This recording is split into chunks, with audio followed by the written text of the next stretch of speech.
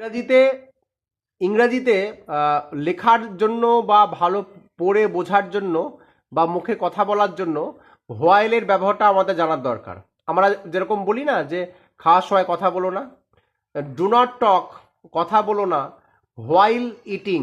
A while eating মানে খাওয়ার সময়।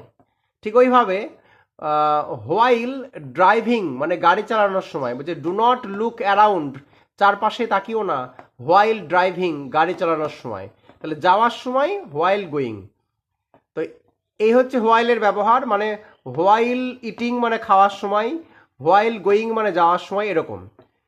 আবার হোয়াইলের অন্য ব্যবহারও রয়েছে, যেমন শি ইজ ওয়েলদি, সে হচ্ছে ধনবান, হোয়াইল উই আর পোর, অন্যদিকে আমরা গরিব। এরকম she is wealthy while we are poor, অন্যদিকে আমরা গরিব, মানে সে হচ্ছে ধনবান ওয়েলদি মানে, আর অন্যদিকে আমরা হচ্ছে গরিব।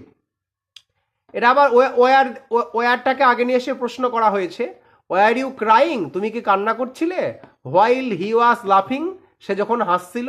তাহলে এখানে হোয়াইলটা যখন অর্থে ব্যবহার করা হয়েছে ডব্লিউএসআইএলই।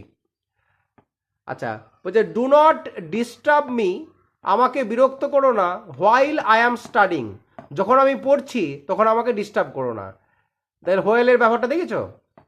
তাই বলছে while I am lazy my sister is really hard working, really hard working. এর মানে কি, যে যখন আমি অলস, অন্যদিকে আমার বোন কিন্তু খুব পরিশ্রমী, এরকম। ইউ মে কাম হেয়ার, তুমি এখানে আসতে পারো, ফর এ হোয়াইল, কিছুক্ষণের জন্য। এখানে ফর এ হোয়াইল মানে কিছুক্ষণের জন্য। তাহলে আমরা একবার প্রথম থেকে পড়ে নিই। ডু নট টক, কথা বলো না, হোয়াইল ইটিং মানে খাওয়ার সময়, ঠিক ওইভাবে হোয়াইল গোয়িং মানে যাওয়ার সময়, হোয়াইল ড্রাইভিং মানে গাড়ি চালানোর সময়। ঠিক আছে? তো এই হচ্ছে হোয়াইলের ব্যবহার। যে এই হোয়াইলের ব্যবহারটা তোমরা বারবার দেখো আর বোঝার চেষ্টা করো।